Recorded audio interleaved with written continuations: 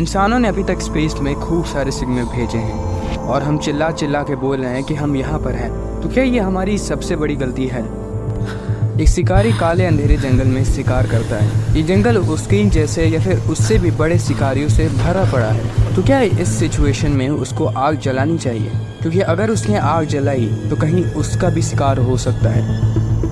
ये है dark forest theory, जो एक्सप्लेन करती है कि 13 बिलियन साल बाद भी ब्रह्मांड में इतना साइलेंस क्यों है। क्या ब्रह्मांड असल में खूब सारे एलियन सिविलाइजेशन से भरा पड़ा है, लेकिन वो अपने आप को नोटिस नहीं करवाना चाहते हैं। चलिए जानते हैं कि ये डार्क फॉरेस्ट थ्योरी है क्या और हम इंसानों का क्या होगा, जो रेडियो की डिस्कवरी से लेकर अब तक स्पेस में खूब सारे सिग्नल भेजे हैं और चिल्ला चिल्ला के बोल रहे हैं कि हम यहाँ पर हैं।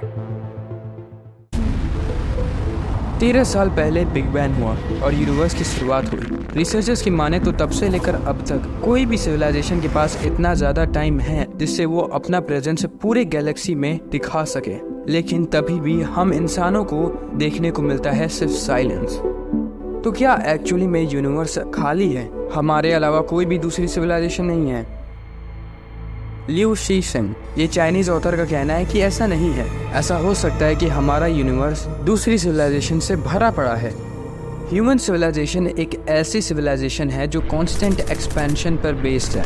मतलब हमने अपने ही प्लेनेट पर ज़्यादातर स्पीशीज को ख़त्म कर दिया है। तो ऐसा भी हो सकता है कि हमारी तरह यूनिवर्स में दूसरी सिविलाइजेशन हो, लेकिन फिर हम उनके प्रेजेंस को नोटिस क्यों नहीं कर पा रहे हैं?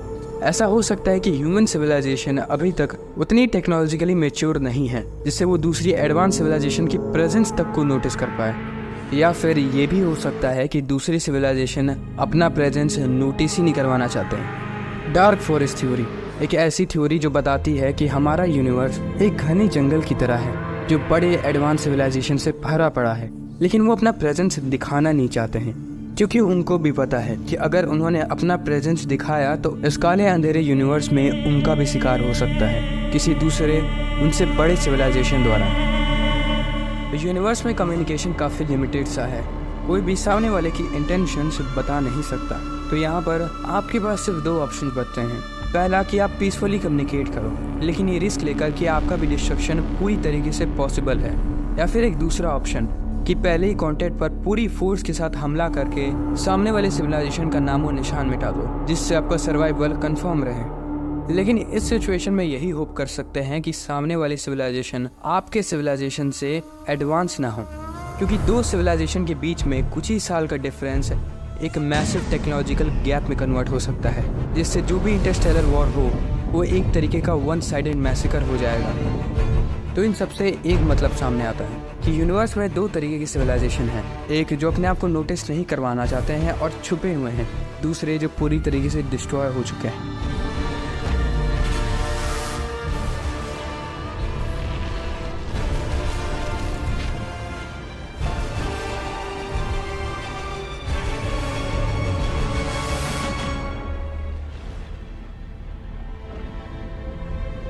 ह्यूमन सिविलाइजेशन एक प्लानिटरी सिविलाइजेशन है, मतलब कि अगर किसी को हमको डिस्ट्रॉय करना भी हो तो उनको कोई एडवांस टेक्नोलॉजी की ज़रूरत भी नहीं पड़ेगी, उनको बस हमारी तरफ एक एस्ट्रॉयड भेजने की ज़रूरत है।